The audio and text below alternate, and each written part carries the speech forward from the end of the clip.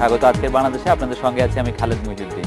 বিএনপিহীন দশম সংসদ নির্বাচনে অনেকটা বিনা প্রতিদ্বন্দ্বিতায় জিতে আবার সরকার এসেছে আওয়ামী লীগের জোট। তবে ডাক, টেলিযোগাযোগ এবং তথ্য যোগাযোগ প্রযুক্তি মন্ত্রণালয়ে রদবদল হয়েছে। সরকারের ডিজিটাল বাংলাদেশ হাকের কারণে আগের মতো এই দুই মন্ত্রণালয়ের উপর তীক্ষ্ণ নজর থাকছে সবার। এসব নিয়ে আজকের আলোচনা ডিজিটাল ডাক তার।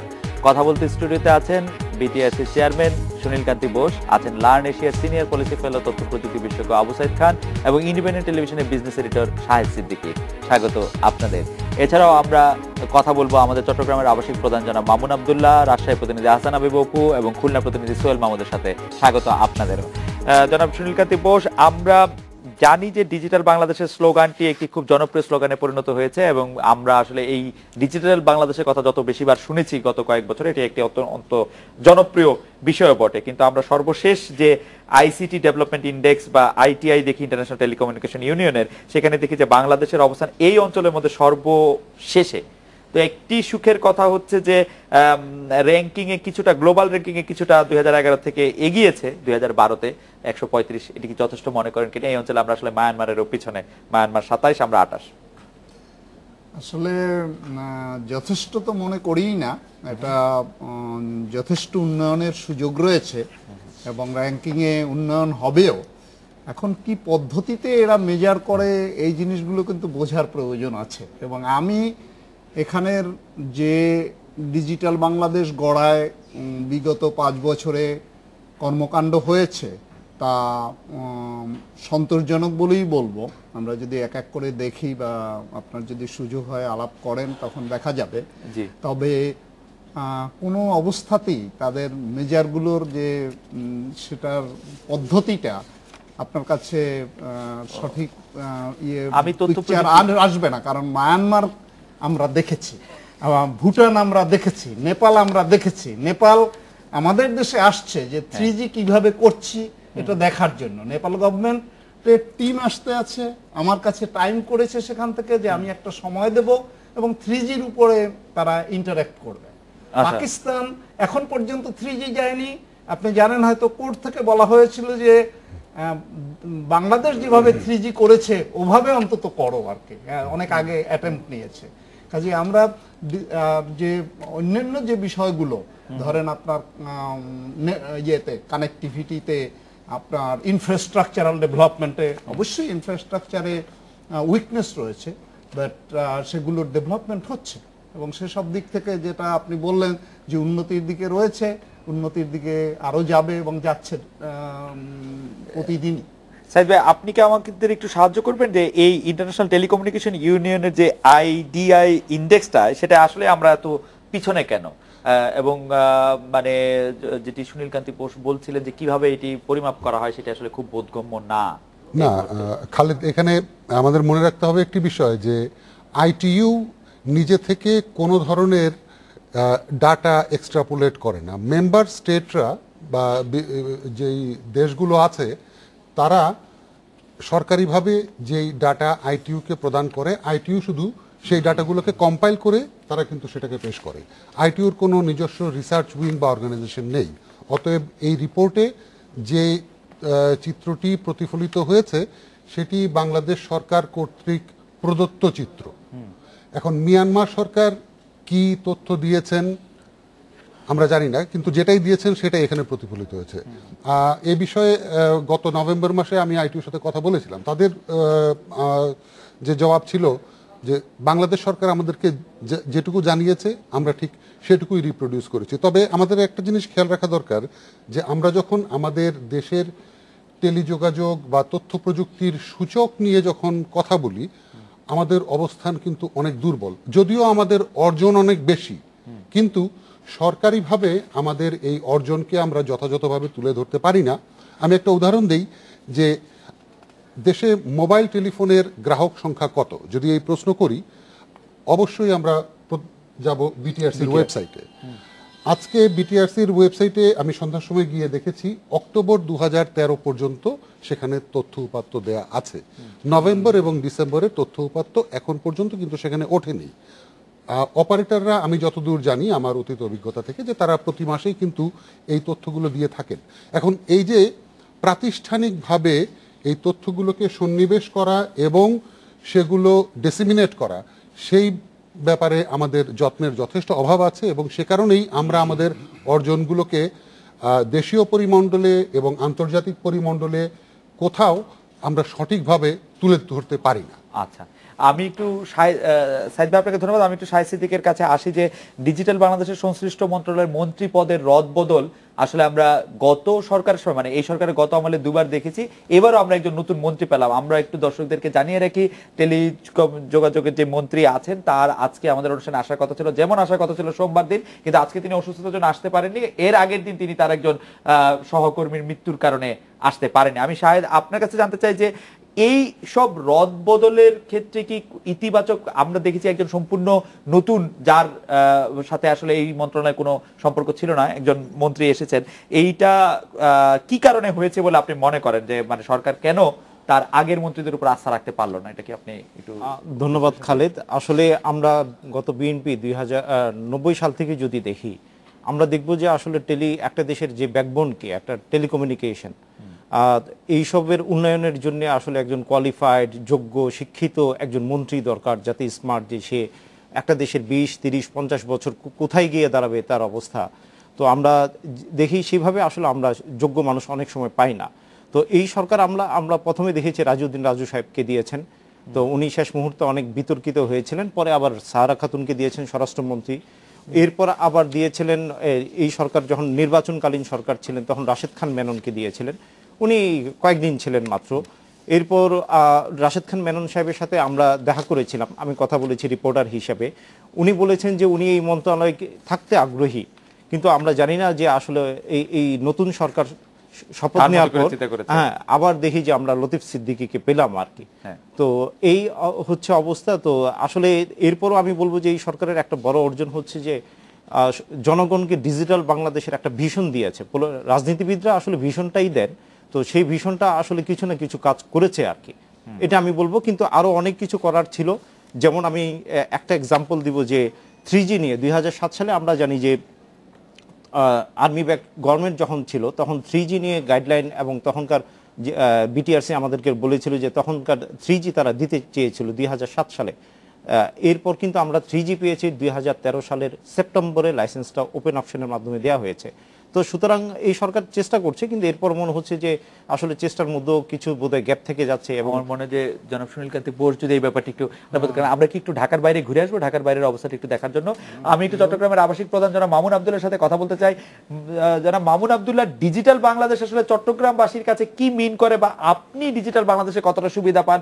অবশ্যই এই কথা বলতে হবে, এখন যে আপনার সাথে কথা বলছি বা কথা শুনছি, সেটাও আমরা কারিগরির জায়গায় একটা উৎকর্ষ অর্জন করেছি বলেই নিশ্চয়ই এই কথা বলছি, সেটি মনে রেখেও সাধারণ মানুষের চাওয়া এবং পাওয়ার সাথে কতটা সংমিশ্রণ ঘটছে, যারা মামুন আব্দুল্লাহ।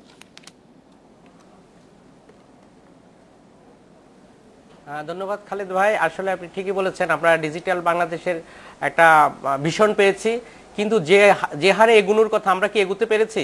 আমি যে টেলিফোনটা ব্যবহার করি সেখানে 3G দেওয়া হয়েছে, আমাকে বলা হয়েছে আমি ফি দিচ্ছি, কিন্তু আমি আজকে গত প্রায় 1 মাসে কোথাও কারোর সাথে কথা বলতে পারিনি, কারণ আমি যেখানে থাকি সেখানে যদি 3G থাকে, কিন্তু আমি যাকে ফোন করলাম তাকে 3G এলাকায় পাওয়া যাচ্ছে না। তাহলে লাভটা কি হলো? এক। দ্বিতীয়ত, আপনি তার এবং ডাকের কথা বলছেন, আমি একটু পেছনে যেতে চাই। আপনি জানেন আমাদের দেশে চিঠি বিলিবন্টন একসময় ডাকঘর করার মাধ্যমে হতো, এর পরবর্তীতে ক্রমাগত উন্নতি হয়ে আজকে সেটা গাড়ির মাধ্যমে হচ্ছে। এবং আপনি জানেন আজকে যে টাকা দেওয়া হচ্ছে, মানি অর্ডার, যে মোবাইল ব্যাংকিং অর্থাৎ মোবাইল ফোনের মাধ্যমে টাকা ট্রান্সফার হচ্ছে, সেটা কিন্তু আমাদের ডাক বিভাগ চালু করেছিল, কিন্তু তারা মানুষের আস্থা ধরে রাখতে পারেনি, মানুষ সেখানে প্রতারিত হয়েছে, যার কারণে সেটি আজকে বেসরকারি খাতে চলে গেছে। তাহলে সরকারের যে সুযোগ ছিল সেটা থেকে দেশের মানুষ বঞ্চিত হচ্ছে। খালেদ ভাই, ছোট্ট একটা উদাহরণ আমি দিয়ে রাখতে চাই আপনাকে, যে কিছুদিন আগে আমি ইউরোপের একটা দেশে গিয়েছিলাম, সেখানে একটা দেশের একটা বিমানবন্দরে আমি পাসপোর্ট হারিয়েছিলাম, সেই পাসপোর্ট আমি ডাকঘরের মাধ্যমে ফেরত পেয়েছি 24 ঘন্টার মধ্যে, অর্থাৎ প্রায় 1000 কিলোমিটার দূরে গিয়ে সেই পাসপোর্ট পৌঁছে দিয়েছে ডাকঘরের কর্মকর্তারা। সেটা সম্ভব হয়েছে তাদের অবকাঠামোগত সুবিধার কারণে। আমি মনে করি আমাদের দেশেও সেই অবকাঠামোগত সুবিধা আছে, কিন্তু আমাদের মানসিকতা নাই। মামুন ভাই, আপনাকে ধন্যবাদ। আমি একটু রাজশাহীর কথা শুনি। অপু, রাজশাহীতে ডিজিটাল বাংলাদেশের অনুবাদ কি? ডিজিটাল বাংলাদেশ সম্পর্কে রাজশাহীবাসী কি মনে করে? জনাব আহসান হাবিব অপু।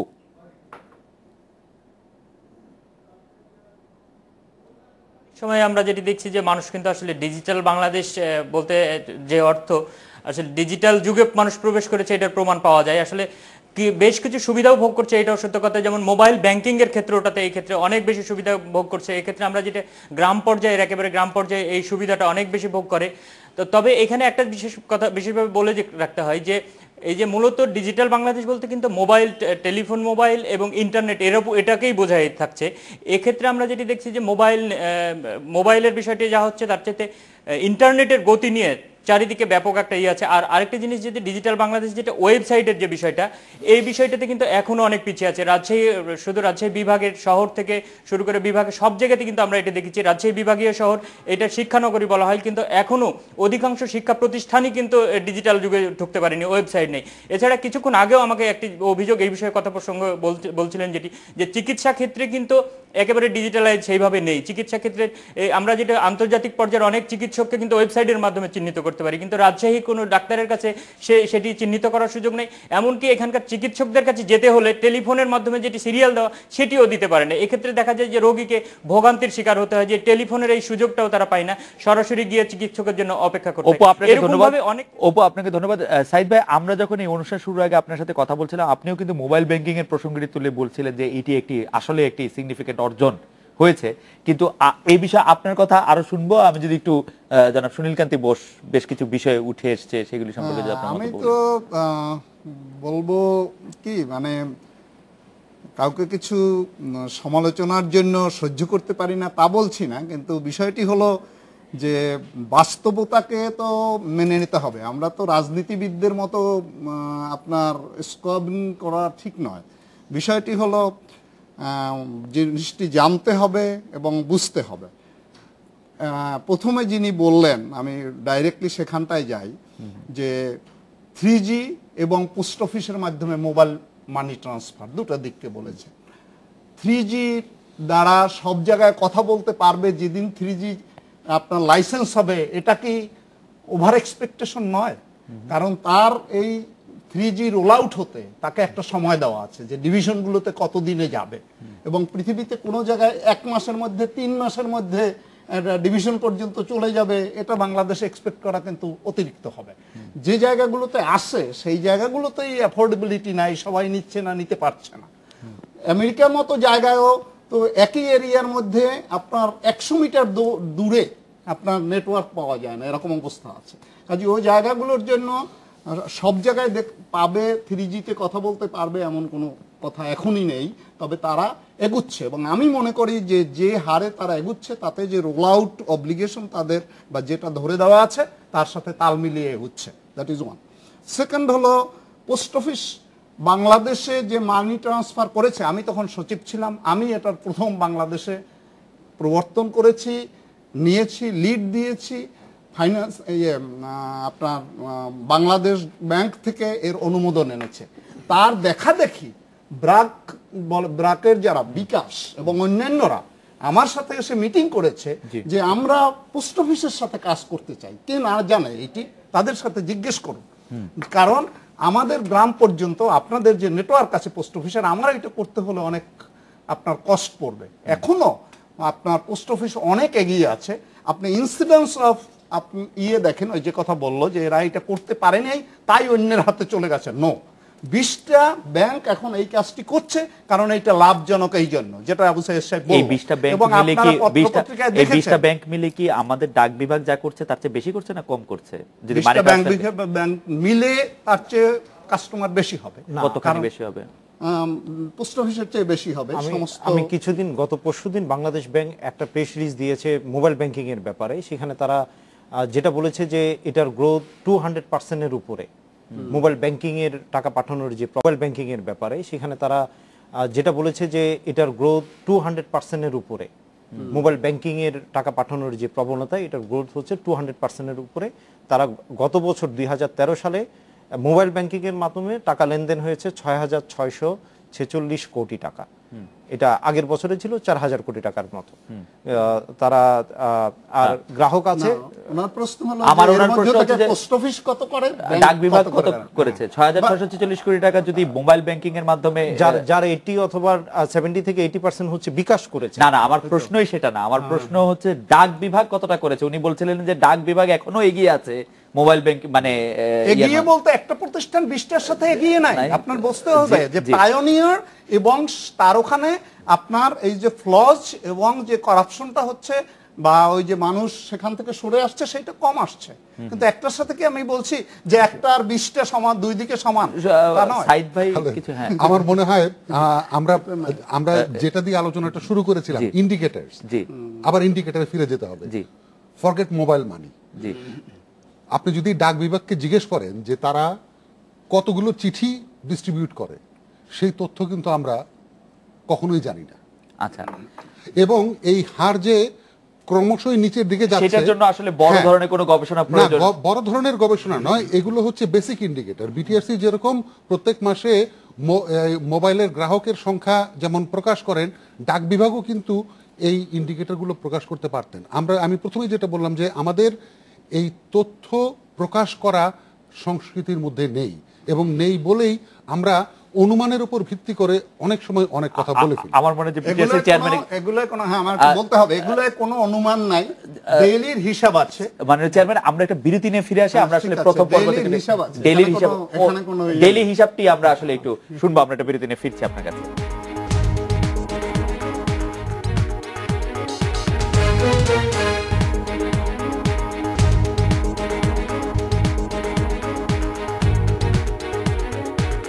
ফিরলাম আজকের বাংলাদেশে।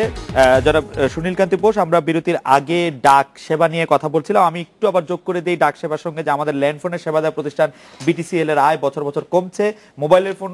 মোবাইল ফোনের প্রসারকেই সাদা চোখে দায়ী করা হয়, কিন্তু অন্যান্য জায়গায় কি মোবাইল ফোনের প্রসার হওয়ার পর বিটিসিএল এর আয় কমে কিনা সে ব্যাপারেও যদি আপনি একটু মন্তব্য করতেন। হ্যাঁ, ইন জেনারেল আপনার পাবলিক কোম্পানির আয়, এই যে প্রাইভেট কোম্পানি ভয়েস বলেন, ডাটা বলেন, মোবাইলের কারণে কমছে, এটাই আপনার প্র্যাকটিস। শুধু বাংলাদেশে নয়, অন্যান্য জায়গায়ও মোবাইলের কারণে কমছে। তবে বাংলাদেশে যে বিটিসিএল কেমন করছে আমাকে যদি সে প্রশ্নটা করেন, এবং তার যে সবকিছু আয় কমেছে, প্রথম যে কথাটা বলেছেন, এটা যে হারে যেভাবে কমছে এটা অ্যালার্মিং, এবং এটাকে আপনার অ্যারেস্ট করার জন্য পদক্ষেপ নেওয়া প্রয়োজন। সাইদ ভাই, এই সম্পর্কে কিছু বলবেন যে কি হারে কমছে বিটিসিএল এর? না, এটা বিশ্বব্যাপী যে ট্রেন্ড, যে ফিক্সড টেলিফোনির গ্রোথ নিম্নগামী, এটা নিচের দিকে যাচ্ছে। তবে এখানে কথা হচ্ছে যে শুধুমাত্র ফিক্সড টেলিফোনির ভয়েস বা কথা বলা এর মধ্যে যদি সীমাবদ্ধ থাকে, তাহলে এই প্রতিষ্ঠান বিলীন হয়ে যাওয়া ছাড়া কোনো গতি নেই। সেই কারণে তাদের ভার্টিক্যাল গ্রোথের পাশাপাশি হরাইজন্টাল গ্রোথও করতে হবে, আরও নিত্য নতুন সেবা নিয়ে আসতে হবে, যাতে তারা তাদের এই কথা বলার যে সেবা, সেটার যে ক্ষতি, সেটা পুষিয়ে নিতে পারে অন্যান্য প্রদত্ত সেবা থেকে।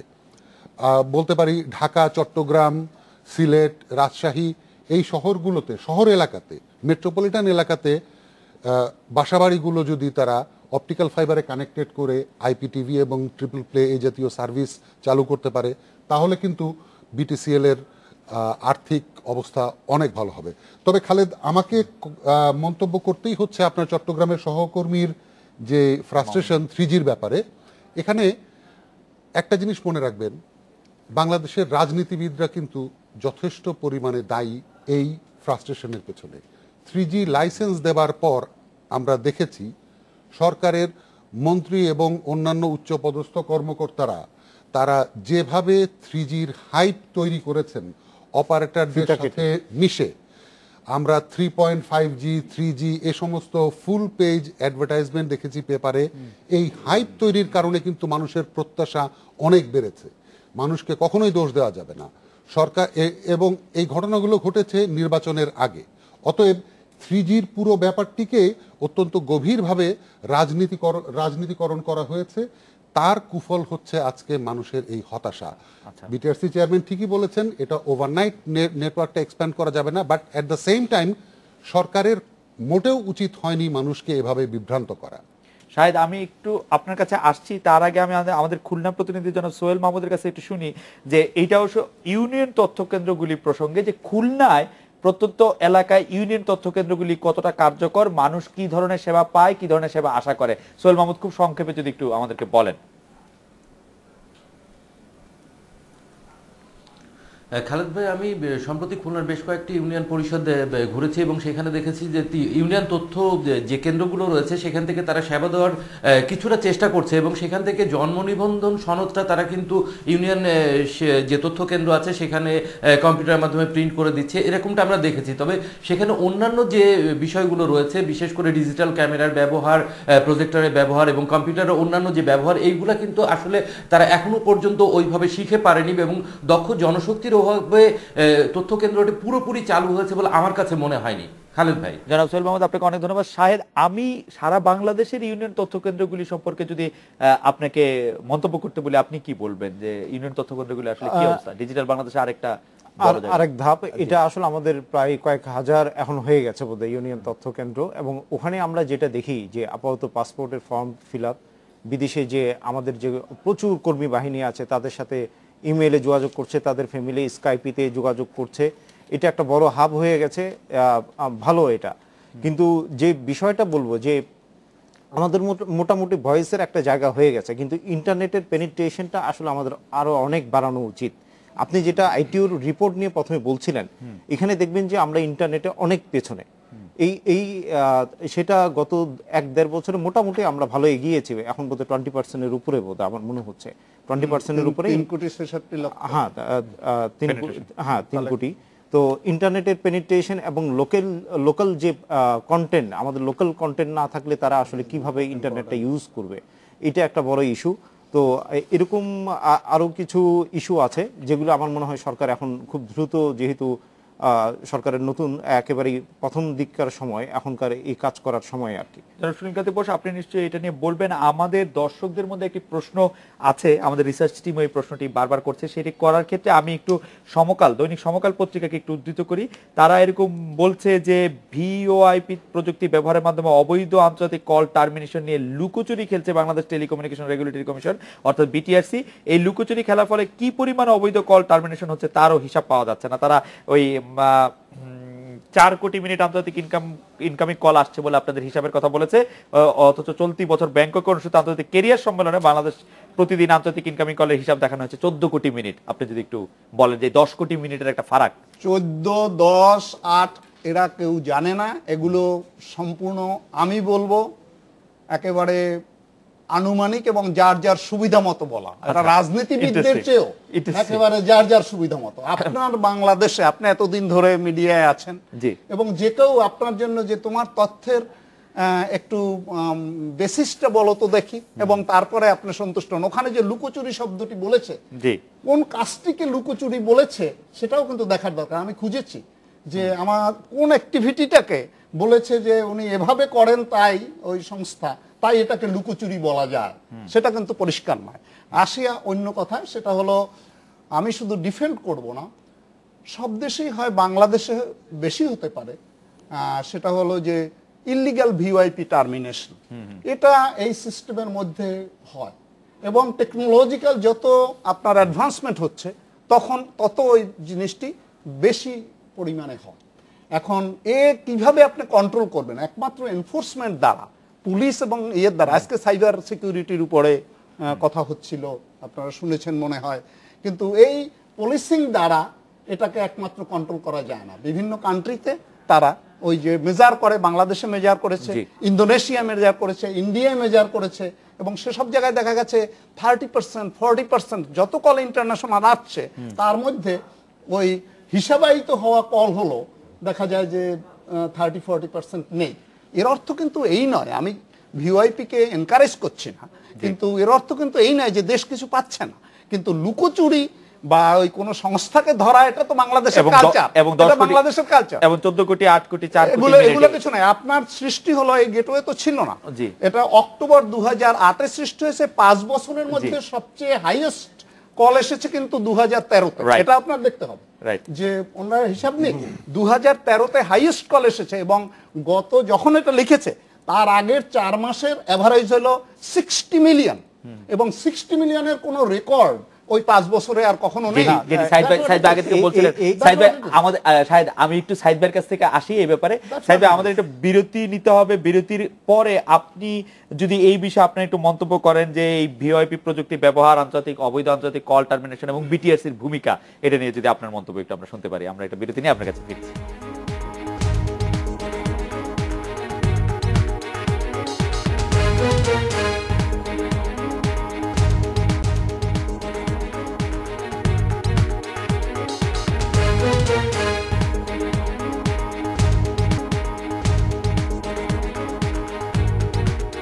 ফিরলাম আজকের বাংলাদেশে। জনাব আবু সাইদ খান, ভিওআইপি অবৈধ আন্তর্জাতিক কল টার্মিনেশন, বাংলাদেশ টেলিকমিউনিকেশন মানে বিটিআরসির যে ভূমিকা, সেটি নিয়ে আমরা আসলে আপনার কাছে জানতে চাইছিলাম। খালেদ, আমাকে আবার ফিরে যেতে হবে একেবারে প্রথম ইস্যুতে, ইন্ডিকেটরস।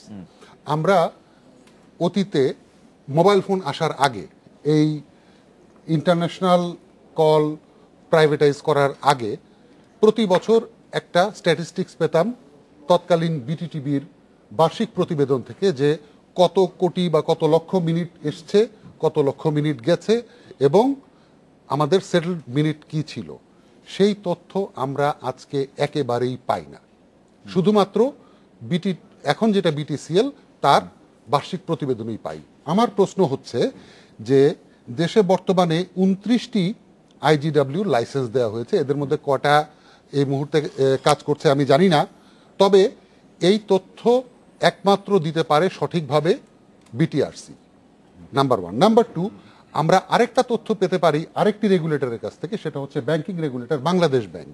কারণ এই আইজিডব্লিউ গুলোর যেই সেটেলড মিনিটের টাকা, সেটা বৈধ পথে একমাত্র বাংলাদেশ ব্যাংকের মধ্য দিয়ে আসবে। অতএব আমরা যদি এই দুটো রেগুলেটরের কাছ থেকে নিয়মিতভাবে এই সামান্য অত্যন্ত বেসিক এই তথ্য দুটি যদি পাই, তাহলে 14 কোটি না 1 কোটি, সেই বিতর্কের অবসান তখনই ঘটবে। তথ্যের অভাব আমাদের মধ্যে গুজবের জন্ম দেয়, স্পেকুলেশনের জন্ম দেয়। সরকারি কর্মকর্তা কর্মচারীরা এতে তারা উত্তেজিত হন, বিকজ তাদের কাছে তথ্য আছে, তারা জানেন এটা ঠিক না, কিন্তু তারা সেটা ডিসিমিনেট করেন না। কি কারণে করেন না, I don't know. Is it the inefficiency of the system or embargo of the government? দুটার যে কোনো একটা।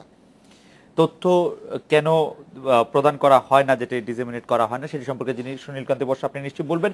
আমি একটু শাহেদ আপনার দৃষ্টি আকর্ষণ করছি যে এই ভিওআইপি প্রযুক্তি ব্যবহারের মাধ্যমে অবৈধ আন্তর্জাতিক কল টার্মিনেশন নিয়ে মিডিয়া সবসময় লিখে আসছে, সোচ্চার আছে, বড় বড় গল্প বলছে, কিন্তু এই 10 কোটি 14 কোটি 8 কোটি 3 কোটি 4 কোটি এগুলি কোন হিসাব থেকে পাচ্ছে সেটার কোনো ব্যাখ্যা পাওয়া যাচ্ছে না। আপনি কি বলবেন? বিষয়টা হচ্ছে, আসলে আমি টেলিকম সেক্টরটা কভার করি গত 13 বছর হয়ে গেছে। আমি দেখেছি যে বিএনপি সরকার বলেন, আওয়ামী লীগ সরকার বলেন, এটা আসলে বাংলা যে প্রবাদটা আছে আঙ্গুল ফুলে কলা গাছ, এটা এমন একটা জায়গা যে অবৈধ ভিওআইপি করতে পারলে সেই আঙ্গুল ফুলে কলা গাছ হয়ে যাওয়া যায়। রাতারাতি কোটিপতি হতে চাইলে আপনি ভিওআইপি করেন। তো আমি যেটা দেখেছি যে বিএনপি সরকার আমলে সেই 96-90 পর বোধহয়, তখন সরি এটা 2001 সালের পর, তখনকার বিএনপি সরকার আমলে আমি দেখেছি যে ভিওআইপি বন্ধ করার জন্য অনেক তৎপর হলো, ক্যাবিনেটে উঠলো, কিন্তু এটা বন্ধ হলো না। কারণ হচ্ছে সবসময় এটা ক্ষমতাধররা এটা কাঁচা টাকা কামানোর জন্য, আঙ্গুল ফুলে কলা গাছ এবং কাঁচা টাকা কামানোর জন্য একটা হাতিয়ার হিসেবে ব্যবহার করেন। তো এটা থেকে এখনো অনেকে বেরিয়ে আসেনি। আর সাইদ ভাই যেটা বললো যে আইজিডব্লিউর 29টা যে লাইসেন্স দেওয়া হয়েছে, আপনি শুনে অবাক হবেন যে গত 2007 সালে তত্ত্বাবধায়ক সরকার লাইসেন্স দিয়েছিল মাত্র 3টি। এই বাকি লাইসেন্সগুলি বিটিসিএল এর আগেই লাইসেন্স ছিল, তখনই দিয়েছিল। বাকি লাইসেন্সগুলি এই সরকার আমলে, গত সরকারের এই মানে বর্তমান আওয়ামী লীগ সরকার সময়ে সব লাইসেন্সগুলি দিয়ে দেওয়া হলো। এবং আপনি মিডিয়াতে পড়েছেন, পত্রপত্রিকা আমরাও রিপোর্ট করেছি যে যার 100% লাইসেন্স, 100 না ধরেন 90% লাইসেন্স পেয়েছে সরকারের মন্ত্রী এমপি, যাদেরকে আরো ইন্টারেস্টিং হচ্ছে, যাদেরকে যে এবার যারা মন্ত্রী সভা থেকে বাদ পড়ে গেল, বিভিন্ন মিডিয়াতে যাদের সম্পদ নিয়ে অনেক আলোচনা হলো, এদের অনেকেই আছেন এখানে। শাহেদ, এই বিষয়টি নিয়ে নিশ্চয়ই জনাব সুনীলকান্তি বোস বলবেন। আপনি শুধু একটু বলেন যে আপনাদের কাছে কি সত্যি অবৈধ কল মিনিটের পরিমাণ কত, তার কোনো হিসাব আছে? আপনারা কেন এই 10 কোটি মিনিট, 14 কোটি মিনিট, 4 কোটি মিনিট সেগুলি কোথায় পান? এটা আপনার হ্যাঁ, কাছে জি জি আমি একটা বিষয় হচ্ছে আমরা তো আসলে সোর্স হিসাবে বিভিন্ন জায়গায় যাই যে এক্সপার্ট আমরা নির্ভর করি এটা বিটিআরসির কাছে। যেটি সাইদ ভাই বলছিলেন যে এই তথ্যটি তো তারা জানেন, তাদের কাছ না, থেকে তারা কোনো ওই যে কাগজের চেয়ারম্যান সাহেব যেটা বললেন যে হয়তো 5 কোটি মিনিট 6 কোটি মিনিট, আসলে এটা নির্ভরযোগ্য সূত্র কোথাও পাওয়া যায় না, ওনারাও নির্দিষ্ট করে এইবার বলতে পারেন প্রশ্নটি একটু না। চেয়ারম্যান সাহেব আপনার কাছে করি যে কেন এই তথ্যটি জানা সত্ত্বেও এটা আসলে মিডিয়ার কাছে আসলে দেওয়া হয় না, যেটা আপনি বললেন। এটি হচ্ছে 1 নম্বর প্রশ্ন। আর 2 নম্বর প্রশ্ন হচ্ছে শাহেদ যে এটা বলছিল যে গতবার মানে লাইসেন্স দেওয়ার ক্ষেত্রে বিটিআরসির হাতে যেসব লাইসেন্স আছে সেসব লাইসেন্স দেওয়ার ক্ষেত্রে অনেক সময় অনেক কিছু আমরা শুনতে পাই যে একে দেওয়া হয়েছে তাকে দেওয়া হয়েছে, সেগুলির ব্যাপারেও যদি আপনি একটু বলেন। প্রথম কথা হলো তথ্য দেওয়া হয় না একথা সত্য নয়। আমি বিটিআরসিতে আসার পরে গত 1 বছরে নিজ হাতে এই আপনার এখানে যিনি বসা আছেন তিনি সহ আমি নাম বলছি শওকত মিল্টন, ফারজানা পত্রিকা, তাদের হাতে আমি পুরা শুরু থেকে ডেইলি কলের রেকর্ড আমি নিজে মেইনটেইন করি এবং আমি তাদের কাছে ওই শীট ধরিয়ে দিয়ে দিয়েছি। এটা বৈধতা, বৈধ কল অবশ্যই, বৈধ অবৈধ কল। আমি হিসাব পাবো কোথায়? কি আশ্চর্য, অবৈধ তো আমার কাছে যদি থাকতো তাহলে তো হতোই আর কি। আমার বৈধ কলের হিসাব না, আবু সাইদ সাহেব কিন্তু বৈধ কলের কথাই বলছে যে প্রকাশ হচ্ছে না কেন, উনি বৈধ কলের কথা বলছে। তা ওই হিসাবগুলো কিন্তু আমরা গণমাধ্যমকে দিয়ে দেই, যদি কেউ নিতে চায় ডেইলিও নিতে পারবে আমার ওখান থেকে, এবং আমি সেভাবে বলছি। গেল এক। আর আবু সাইদ সাহেব যেটা বলেছেন সেটা হলো যে আমাকে একটু ছোট সাহায্য করবেন। অ্যানুয়াল একটা রিপোর্ট না, অ্যানুয়াল রিপোর্টটা একটু বলি। অ্যানুয়াল রিপোর্ট তার প্রতি বছর বিটিআরসি একটি অ্যানুয়াল রিপোর্ট করে এবং বার্ষিক রিপোর্টটি সংসদে উপস্থাপিত হয়।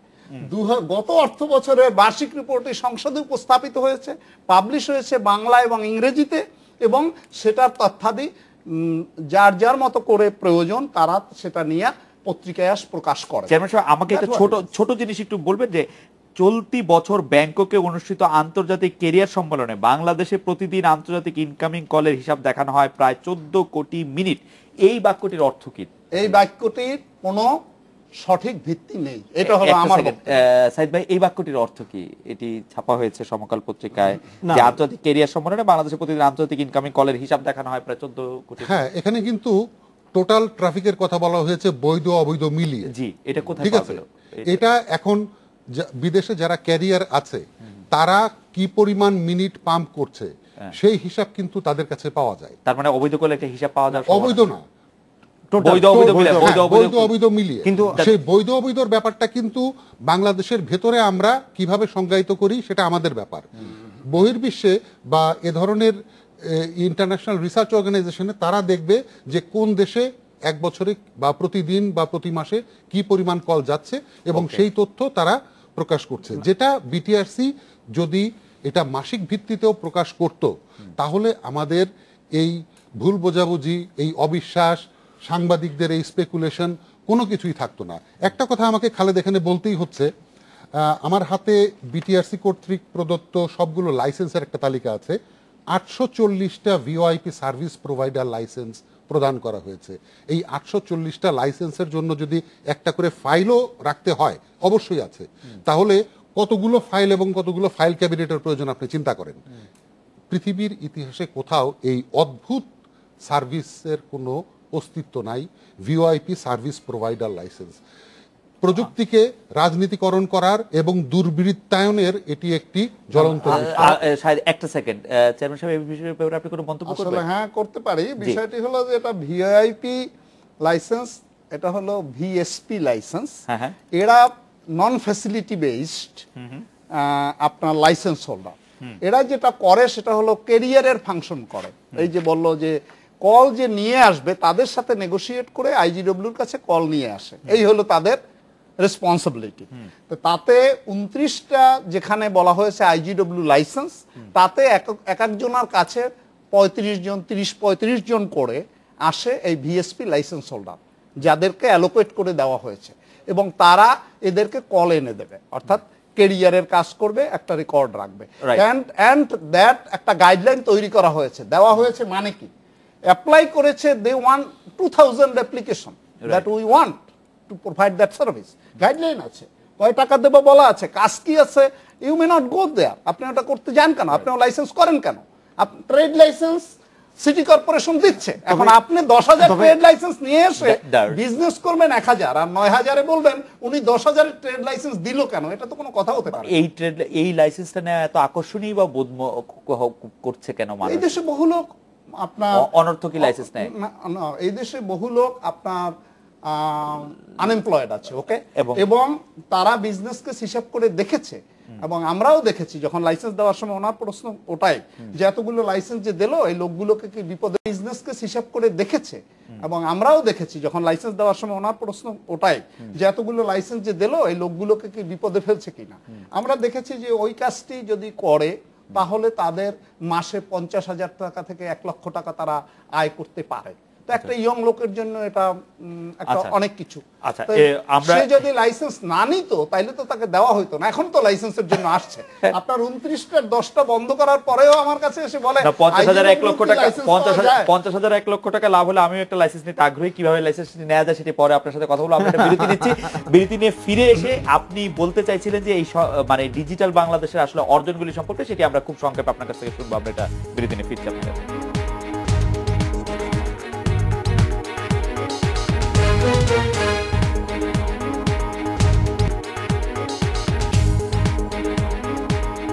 ফিরলাম আজকের বাংলাদেশে। জনাব সুনীল কান্তি বোস, আপনার কাছে জানতে চাইছিলাম যে এই সরকারের অর্জন ডিজিটাল বাংলাদেশের আমরা কি কি সুবিধা পাচ্ছি, পাশাপাশি আমাদের দর্শকদের মধ্যে কেউ জানতে চাচ্ছেন যে বিটিআরসির অফিস ঢাকার বাইরে আর নাই কেন, আপনি যদি সার্বিকভাবে একটু মূল্যায়ন করতেন যে করার কোনো পরিকল্পনা আছে কিনা বিটিআরসি ঢাকার বাইরে। প্রথম হলো যে অর্জন কি, আমি বলবো যে অর্জনগুলো অত্যন্ত উল্লেখযোগ্য। প্রথম কথা হলো যে একটা অবকাঠামো দরকার ডিজিটাল বাংলাদেশ করতে হলে। সবার আগে টেলিকমিউনিকেশনের জন্য যে অবকাঠামোটি, তার বড় যে একটি দিক তা হলো ফাইবার, যদি ধরেন ওয়্যারলেস অ্যান্ড ওয়্যার্ড দুটো দিক। ওয়্যার্ডে অপটিক্যাল ফাইবারের মাধ্যমে ভয়েস ডাটা এটা quick and globally accepted system, এবং অপটিক্যাল ফাইবারের যে লেইং আউট এটা 5 বছরে হয়েছে মোর দ্যান 100%। এখন আমাদের প্রায় 20,000 কিলোমিটার অপটিক্যাল ফাইবার নেটওয়ার্ক করা হয়েছে। সেকেন্ড আসেন যে এই আরও করা হয়েছে, শুধু একটি মাত্র সাবমেরিন কেবল হয়েছিল 5 বছর আগেই, সাবমেরিন কেবল CMU-4-এ, যার কক্সবাজারে ল্যান্ডিং স্টেশন, কিন্তু কোনো রিডান্ডেন্সি ছিল না, যার জন্য কল সেন্টারগুলো ঠিকভাবে কাজ করতে পারেনি এবং অন্যান্য ডাটা পেনিট্রেশনে, অন্যান্য এই সেক্টরের উন্নয়নে বাধা ছিল। আপনার 6টি টেরিস্ট্রিয়াল লাইসেন্স দেওয়া হয়েছে এবং তারা অলরেডি কানেক্টেড হয়েছে ইন্ডিয়ার মাধ্যমে, তাদের চেন্নাইতে এবং বোম্বের সাথে করে তারা কানেক্টেড হয়েছে। সো অবকাঠামোর দিক দিয়ে ওয়্যার্ডে এখানে আসেন। ওয়্যারলেসের জন্য 2G রিনিউয়াল হয়েছে এবং 5টা অপারেটর কাজ করছে এবং তাদের এজ এবং ডাটার জন্য ভয়েস তো ভয়েসের বেলায় কিছুই বলার নাই, সাবস্ক্রাইবার বাড়তে আছে এবং বাড়তে বাড়তে একেবারে পৃথিবীর এই 230টা দেশের মধ্যে প্রথম 10টার সারিতে এসে দাঁড়িয়েছে 75%। যদি ডাটায় যাই, সবচেয়ে ইম্পর্টেন্ট যেটা ডাটায় যে বলা হয় যে উন্নয়ন না, অনেক দেশে এখন পর্যন্ত, ভারতে তাদের যে ব্রডব্যান্ডের ডেফিনেশন যে এত MBPS, সেখান থেকে এত জিবি, সেখানে KBPS, আমাদের এটাকে 1 MB করা হয়েছে যে ব্রডব্যান্ডে। এই কাজেই আপনার সংখ্যা কিন্তু কম আসবে, কারণ তার ব্রডব্যান্ডের হিসাবে আসে 256 KBPS। আমি তার 5 গুণ ধরে যখন লোক গণনা করব তখন কিন্তু সংখ্যা কম আসবে। কাজেই এটাও একটা কিন্তু আমার মনে হয় যে ইন্টারন্যাশনাল টেরিস্ট্রিয়াল কেবল হয়েছে। সাবমেরিন কেবলের ক্যাপাসিটি ছিল আমাদের মাত্র 45 GBPS, এখন 200 GBPS। অর্থাৎ আমাদের এখান থেকে, আপনি জানেন হয়তো, landlocked country Bhutan, Nepal, they don't have fibre, এবং ইন্ডিয়ার ইস্টার্ন পার্ট তারা অলরেডি নেগোশিয়েট করতে আছে আমাদের যে এটা যাতে নিতে পারে। আমার মনে হয় স্কুলগুলোতে মাল্টিমিডিয়া করা হয়েছে, বাতায়নের মাধ্যমে আমরা এগুলি জানি। সাইদ ভাই, আমরা একদম 40 সেকেন্ডে যদি আপনি একটু বলেন যে আমাদের এই মুহূর্তের প্রায়োরিটি এই প্রযুক্তির সর্বোচ্চ এবং সর্বোত্তম ব্যবহার নিশ্চিত করার জন্য কি করতে পারি, কি করতে হবে? চেয়ারম্যান সাহেব যেটা বললেন, ডিজিটাল বাংলাদেশের জন্য দরকার ডিজিটাল ইনফ্রাস্ট্রাকচার। এই ডিজিটাল ইনফ্রাস্ট্রাকচারকে ডিপলিটিসাইজ করতে হবে, রাজনৈতিক দুর্বৃত্তায়নের হাত থেকে রক্ষা করতে হবে।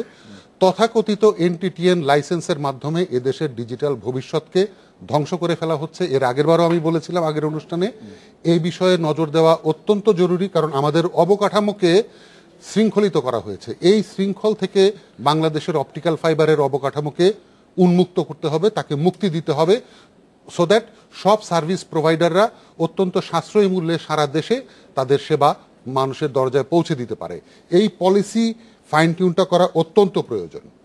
শাহেদ, লাস্ট লাইন, আমরা 10 সেকেন্ড আছে। আমি দুটা বিষয় বলবো, সেটা হচ্ছে সরকারের ভিশন যেমন আছে, সিদ্ধান্ত নেওয়ার জন্য লম্বা না হয়। যেমন 3G দিতে যেমন 3-4 বছর লেগেছে, একটা দ্বিতীয় সাবমেরিন করতে আমরা দেখছি যে 3-4 বছর লেগে যাচ্ছে, এটা যেন খুব দ্রুত হয়। আরেকটা হচ্ছে আমরা সার্ভিস, কোয়ালিটি অফ সার্ভিসের একটা গাইডলাইন পেয়েছি, কিন্তু কোয়ালিটি সার্ভিসের যেন এনশিওর করা হচ্ছে। অনেক জায়গায় অভিযোগ পাওয়া যাচ্ছে যে 3Gর যে কোয়ালিটি অফ সার্ভিস দেওয়ার কথা, যে ধরনের স্পিড দেওয়ার কথা, তো এগুলির যেন নজরদারি আরো দ্রুত। আমরা আশা করবো যে এই সবগুলি হবে। আজকের অনুষ্ঠানে আসার জন্য আপনাদের তিনজনকে অনেক ধন্যবাদ। এই ছিল আজকের বাংলাদেশে। দেখা হবে আগামী রোববার এই সময়। শুভরাত্রি।